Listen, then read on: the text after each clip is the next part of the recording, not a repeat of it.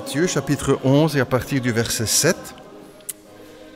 Comme il s'en allait, Matthieu 11, 7, comme il s'en allait, Jésus se mit à dire à la foule au sujet de Jean-Baptiste, « Mais qu'êtes-vous allé voir au désert? Un roseau agité par le vent? Mais qu'êtes-vous allé voir? Un homme vêtu d'habits précieux?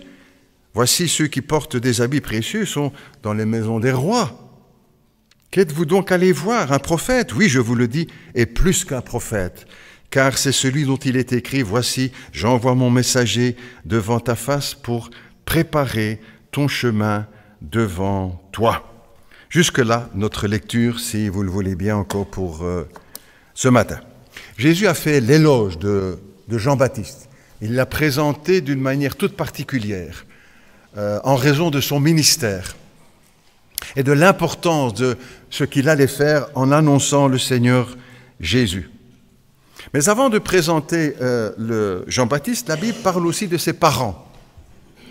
D'autres textes aussi, mais pour ne pas allonger, j'ai évité ces lectures. Son papa s'appelle Zacharie et il travaille au temple à Jérusalem.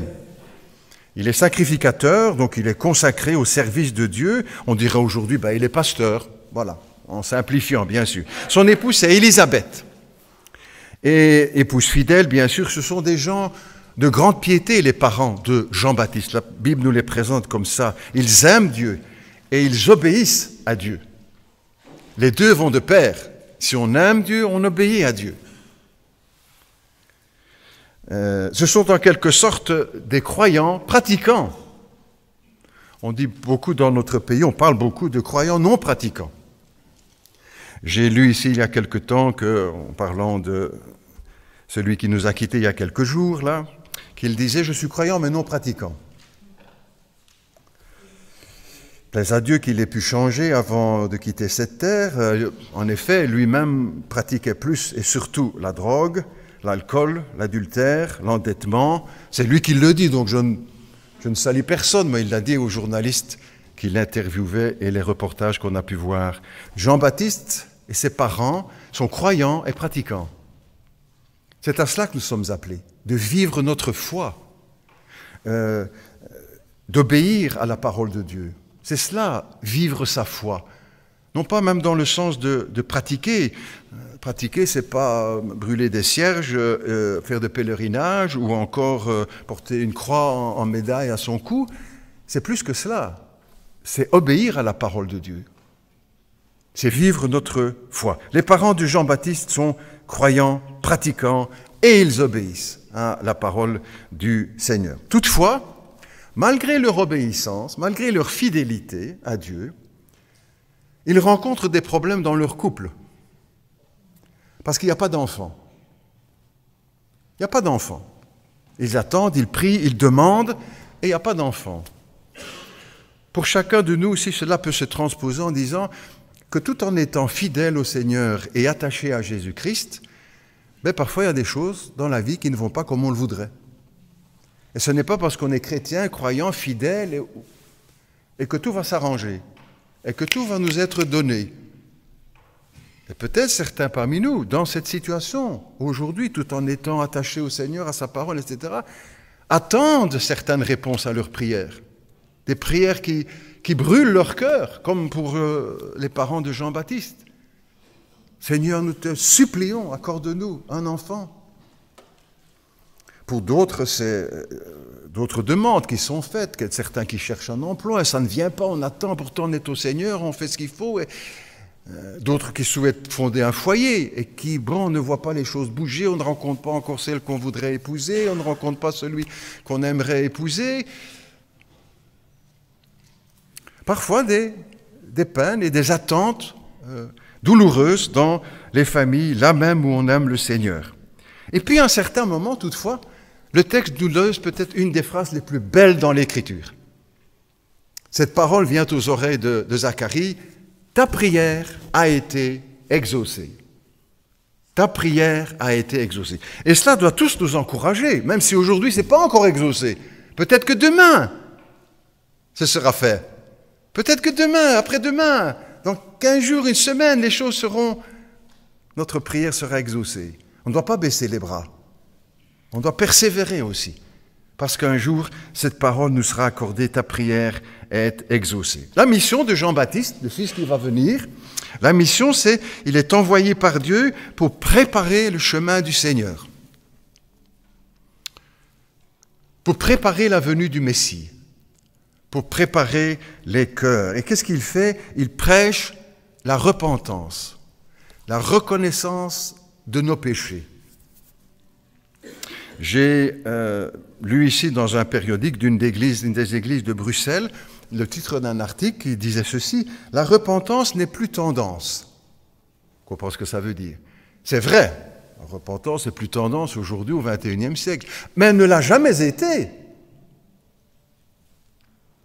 Tendance, la repentance, au temps de Noé, au temps de Moïse, au temps d'Élie, au temps d'Ésaïe, au temps du Christ, au temps de Luther, ou aujourd'hui au XXe siècle, XXIe siècle, ben la repentance n'est pas encore tendance. Et c'est pourtant le chemin par lequel Dieu nous invite à revenir vers lui, le chemin de la vie. Et peut-être qu'il y en a aussi parmi nous qui sont encore en train de chercher, mais qu'est-ce que c'est la vie? Qui ne savent pas encore quoi faire de leur vie. Le chemin de la vie, c'est le chemin qui nous conduit à Jésus-Christ, par la repentance. Jean-Baptiste, il nous a dit de lui, le Seigneur dira de lui, il sera grand devant le Seigneur. Il sera grand devant le Seigneur. Jean-Baptiste, aux yeux du monde, aujourd'hui ou à d'autres périodes encore, aux yeux du monde, c'est un grand raté, Jean-Baptiste. Il n'a jamais bu de vin, il n'a pas connu de femme, il n'a jamais voyagé, il a vécu dans le désert, il n'était pas habillé par Yves Saint-Laurent ni par Cardin, il était en prison les derniers jours de sa vie, et en prison il va être décapité. Ben, aux yeux du monde, c'est un grand raté, Jean-Baptiste, mais pas aux yeux de Dieu. Et dans la vie, on a toujours deux perspectives, celle des hommes et celle de Dieu. Et ce qui compte, c'est celle de Dieu. Parce que souvent, nous nous trompons, nous-mêmes, sur les perspectives de la vie. Alors, il nous est dit, entre autres, qu'il ne prendra ni liqueur, ni vin, ni... Pourquoi? Parce que c'est interdit dans la Bible? Non, pas du tout. Mais ce qui est interdit, c'est l'ivrognerie. Ça, c'est autre chose. C'est l'ivrognerie. La Bible nous dit en effet que de ne pas nous enivrer de vin, c'est de la débauche.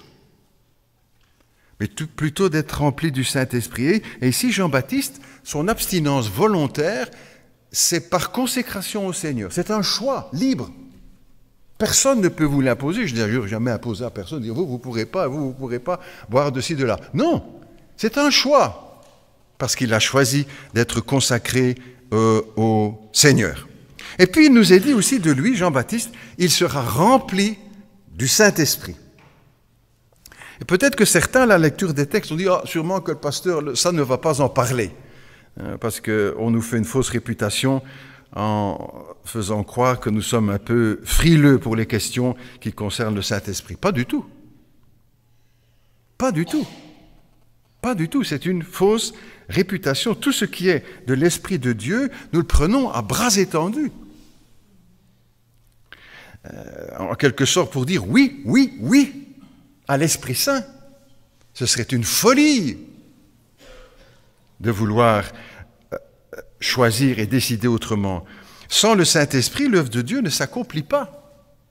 Il faut qu'il agisse dans les cœurs pour que les choses puissent s'accomplir selon le Seigneur. La plénitude du Saint-Esprit, ce n'est pas une doctrine pentecôtiste ou charismatique, c'est une doctrine biblique. C'est dans les Écritures. Et la Bible nous invite chacun, soyez remplis du Saint-Esprit. C'est ce que le Seigneur veut pour chacun de nous. Je recherche dans ma vie la plénitude du Saint-Esprit. Je veux aussi chercher à satisfaire et accomplir le dessein du Seigneur dans ce domaine. Et je prie aussi pour l'Église, bien sûr, pour que chacun puisse être rempli de l'Esprit. Parce qu'alors, les vies portent beaucoup de fruits, de bons fruits. Comme il est dit au sujet du fruit du Saint-Esprit, la joie, la paix, l'amour, le pardon, la fidélité, la maîtrise de soi, la compassion, l'obéissance, la prière, etc. Bien sûr que je le demande pour tous dans notre Église. Et si vous entendez quelque chose de contraire, vous pouvez dire, mais ce n'est pas juste ce que vous dites.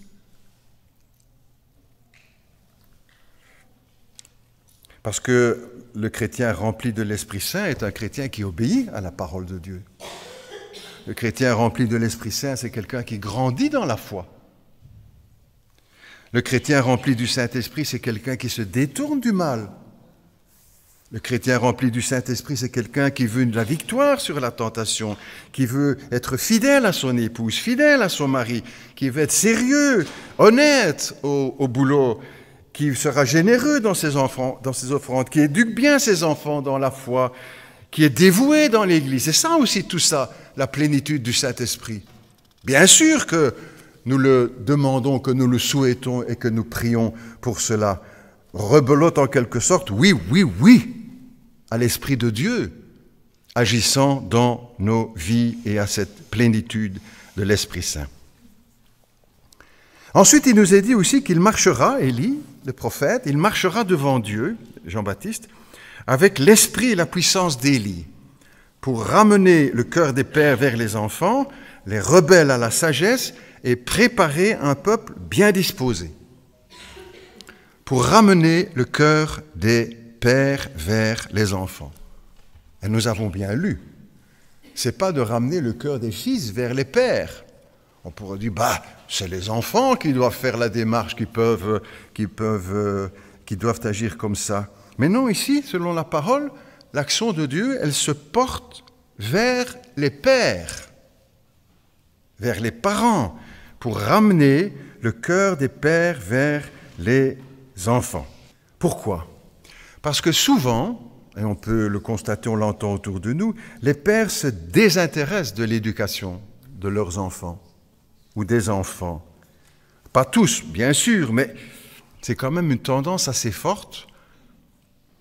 Beaucoup d'hommes pensent que de promener le bébé, ça c'est pour les femmes, que de donner le biberon, c'est le rôle des femmes, que de changer les langes, de jouer avec l'enfant, de le faire faire ses devoirs, de le conduire à l'école, de le ramener, de se lever la nuit quand il fait de la température, de couper sa viande dans son assiette, de le monter coucher. Tout ça, c'est pour les femmes, pas pour les hommes. C'est pas tout à fait comme ça que la parole de Dieu voit les choses. Les hommes, le papa dans un foyer a une grande importance dans l'éducation des enfants.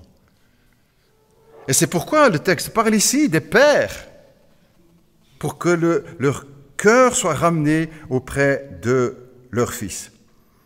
J'ai lu ici il y a quelque temps, en 2013, donc c'est pas tellement vieux non plus, qu'ils ont fait une étude dans tous les pays d'Europe. Une société qui faisait des sondages, des tests, etc. Et que l'objet de l'enquête était de voir dans quel pays les parents s'occupent le moins bien de leurs enfants. Dans l'Europe. Devinez qui a gagné? La Belgique. Alors bon, on peut remettre en question tout ça, mais quand même, ce n'est pas un autre pays, c'est chez nous. Le pays dans lequel les parents s'occupent le moins bien de leurs enfants, la Belgique. Numéro 1. Souvent, on est numéro 1 dans le pire, on le sait bien. Mais là encore, ça veut dire que chacun aussi, en tant que chrétien belge, nous devons nous laisser interpeller par cela, à la fois par la parole et puis par ces constatations. Et de dire, mais il n'en sera pas comme ça avec moi, en tant que papa chrétien. Je m'occupe de mon fils, de ma fille, de mes enfants, de mes ados, pour ramener le cœur des fils vers les pères. D'ailleurs, il y a plusieurs exhortations dans l'Écriture qui concernent les pères, concernant l'éducation des enfants. Pas les mères. On dirait que par nature, elles le font. Mais les papas aussi sont appelés. Par exemple, dans les Écritures, père, n'irritez pas vos enfants. Ou encore, père, élevez vos enfants. Ou encore, père, corrigez vos enfants. Ou encore, père, instruisez vos enfants selon la parole. Ou encore, père, ne découragez pas vos enfants. Tous les pères chrétiens ont un rôle. Ça aussi, c'est l'Évangile. Ce n'est pas seulement la croix, la résurrection, oui, tout cela, bien sûr, on le sait, mais ça aussi, si nous vivons l'Évangile, de savoir prendre notre place en tant que Père. Pourquoi donc l'Esprit Saint d'Élie, dans la puissance d'Élie? Pourquoi? Pour ramener le cœur des pères vers les enfants. Parfois, il y a des bonnes excuses. Les pères, nous, on travaille. Mais les femmes aussi aujourd'hui travaillent, et pas seulement aujourd'hui. Mais ça n'enlève rien à notre responsabilité en tant que père de famille, en tant que père chrétien. Selon la Bible, pour une éducation équilibrée d'un enfant, il aura besoin d'un père et d'une mère, et que chacun tient son rôle. Les parents de Jean-Baptiste ont tenu ce rôle auprès de leurs enfants. À nous aussi de tenir notre place. Il y a plus qu'une dizaine d'années, je crois, il y avait eu à Washington, aux États-Unis, un des plus grands rassemblements, plus d'1 million de personnes, des hommes, des pères de famille, et qui prenaient l'engagement, c'était les promise keepers, qui veulent garder la promesse. La promesse de quoi? Promesse de mariage, et puis promesse vis-à-vis de leurs enfants, et qui promettaient de redevenir ou de devenir de meilleurs pères pour leurs enfants. 1 million. Tout cela, bien sûr, annoncé à Zacharie avant la naissance de son fils Jean-Baptiste. Mais on est aussi surpris que cet homme de qui la Bible dit tellement de bien, Jean-Baptiste, le voilà à un certain moment qui doute. Quand il lui est annoncé que sa femme sera enceinte, il dit, mais comment est-ce que je vais savoir que c'est vrai? Il se met en quelque sorte à douter. À quoi reconnaîtrais-je? Je suis vieux et ma femme, même chose. Comment tout cela va pouvoir se passer? Petite pause pour nous aussi. Tout en étant un grand homme de Dieu, Jean-Baptiste n'en était pas pour au moins qu'un seul homme. Il n'y a pas de surhomme dans la foi. Il n'y a pas de surhomme dans le christianisme. Il n'y a pas de surhomme de l'Évangile. Nous sommes tous des hommes. Faibles, fragiles. Et c'est pourquoi nous avons tous aussi besoin de la grâce, de la force de Dieu. Jean-Baptiste, tout aussi grand qu'il fut, avec la déclaration du Seigneur, n'était qu'un simple homme comme les autres. Comme il l'est dit aussi de Élie. Élie était un homme comme nous, malgré toutes les grandes choses qu'il a fait. Ce n'était pas un surhomme, ni Moïse, ni Ésaïe, ni Jérémie, ni Jean-Baptiste, ni aucun de nous. Ne nous attendons jamais à des surhommes de la foi, ou une super woman, super nana de la foi. Bon pour les dames aussi, hein. Nous sommes tous des êtres humains, comme les plus grands. Et ça veut dire aussi que le doute est aussi toujours tout près de la foi. Le fil est mince, la séparation est très mince. Et ce grand homme de qui la Bible dit tellement bien, le voilà qui doute sur ce que le Seigneur lui annonce. La frontière en la foi et le doute est très mince. Et c'est ce qui est dit au sujet de Jean-Baptiste. Il n'a pas cru que la parole de Dieu s'accomplirait en son temps. C'est-à-dire que ses doutes se portaient sur la parole de Dieu. Comme nous aussi, il nous arrive peut-être parfois de lire certaines choses et de dire « Ah, est-ce que c'est possible ça? Ah, est-ce que c'est vrai ?» On peut donner un exemple assez connu. Tous les croyants chrétiens, en principe, croient que Dieu est le créateur. Ça, c'est un article de foi. Ah oui, on croit que Dieu a créé tout. Et puis, il nous arrive de lire un petit article dans le journal où un scientifique dit que c'est pas comme ça que ça s'est passé, hop, l'évolution, l'hypothèse, et hop, on commence à... Hop, on referme vite le... Et pour d'autres choses, peut-être aussi comme ça. Le doute est parfois tout près de la foi. Et c'est pourquoi nous avons besoin, les uns et les autres, que notre foi se fortifie pour ne pas nous laisser ébranler par le premier courant d'air qui passe. La foi a besoin d'être nourrie, et c'est pourquoi il faut la nourrir avec la parole de Dieu. au culte bien sûr, mais aussi chacun de nous en faire une lecture quotidienne pour nourrir notre foi, comme notre corps. Si nous ne le nourrissons pas, nous nous affaiblissons. Une de nos sœurs ici a dû suivre un traitement, dans la maison encore un traitement pendant une dizaine de jours, elle n'a quasi plus mangé, elle ne savait plus tenir debout. Mais la foi, c'est la même chose. Si nous ne la nourrissons pas avec la parole de Dieu, la parole de vie, le pain de vie comme il est aussi appelé, notre foi va s'affaiblir. La foi a besoin aussi d'être encadrée, c'est pour ça qu'on se rassemble, parce qu'on est plus fort ensemble dans la foi. Quand on participe à la vie d'une église, et puis aussi fort en pratiquant tout cela, pas seulement en sachant, oui je sais, non, on se fortifie en le pratiquant. C'est comme tous les exercices qui sont faits pour certains, pour la musculation de leur corps, la même chose aussi par la foi. Si on ne l'exerce pas, comme nos muscles, elle s'affaiblit.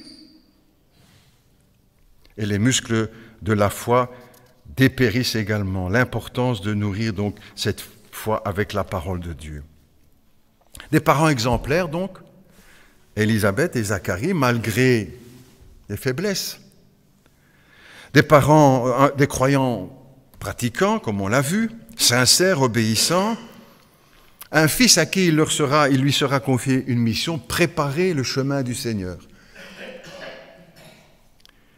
Et puis cette affirmation, il sera grand devant le Seigneur et rempli du Saint-Esprit. Il va prêcher la repentance, un retour à Dieu pour préparer le peuple, un retour à Dieu. Et ce sera aussi le premier témoin du Messie. C'est lui qui va annoncer au peuple d'Israël, présenter le Christ. Voici l'agneau de Dieu qui ôte le péché du monde.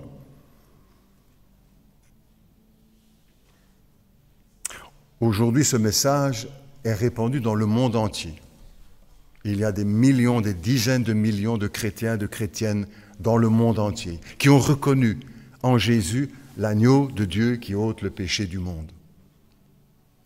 Peut-être encore d'autres qui n'ont pas fait ce pas, qui voient peut-être Jésus encore comme un grand personnage, quelqu'un d'intéressant, ou un révolutionnaire, ou simplement quelqu'un qui a laissé une petite trace dans l'histoire, une grande trace dans l'histoire. Le résumé en quelque sorte de sa mission, il annonce le Messie et il dénonce le péché. Les deux vont de pair. Les deux vont de pair. Si on parle du péché, il faut aussi parler de la grâce et du pardon. Et si on parle du pardon et de la grâce, de l'amour de Dieu, il faut aussi parler du péché. On ne peut pas séparer les deux. Des frères et sœurs chrétiens participaient il y a quelque temps à des obsèques, une cérémonie religieuse des obsèques dans une église de la région. Le prédicateur a martelé pendant tout le service le salaire du péché, c'est la mort. C'est vrai, c'est la parole de Dieu. Le salaire du péché, c'est la mort, c'est la mort. En oubliant la deuxième moitié du verset. Le salaire du péché, c'est la mort, mais le don gratuit de Dieu, c'est la vie éternelle en Jésus-Christ. Et le danger, c'est d'effacer l'un au profit de l'autre. Bien sûr qu'il faut parler du péché, qui remplit notre monde, nous qui sommes entourés, comme le dit la Bible, si facilement du péché. Mais en même temps, il faut parler de la grâce et du pardon. Parce que c'est là le message de la bonne nouvelle. Les deux ensemble, comme les deux faces d'une pièce de monnaie. Tu ne sais jamais garder qu'une face, il faut les deux. La même chose aussi avec l'Évangile. C'est lui, l'agneau de Dieu, qui ôte le péché du monde.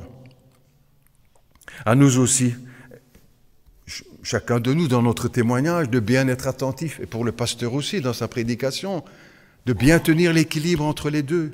Bien sûr, on parle du péché, on ne peut pas faire autrement, et d'amener à la repentance, mais aussi de la grâce de Dieu, et de son pardon, et de la vie éternelle qu'il veut nous offrir à chacun, parce qu'il nous aime.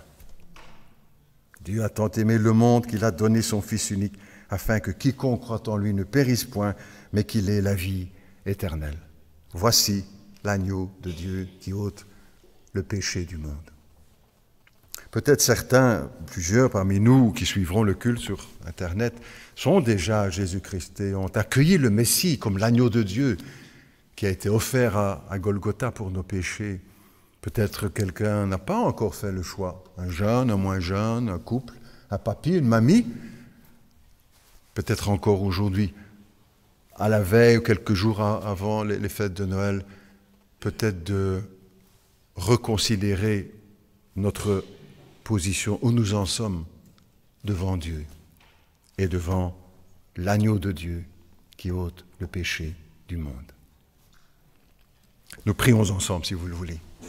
Notre Dieu, notre Père, à nouveau nous voulons te remercier pour ta parole, parce qu'elle est précieuse à nos cœurs, elle est précieuse dans le monde, pour tous ceux qui prennent la peine de la prendre au sérieux, de la lire, de réfléchir, d'accueillir cette parole dans leur cœur, dans leur vie. Merci pour sa richesse, merci parce qu'elle est la vérité.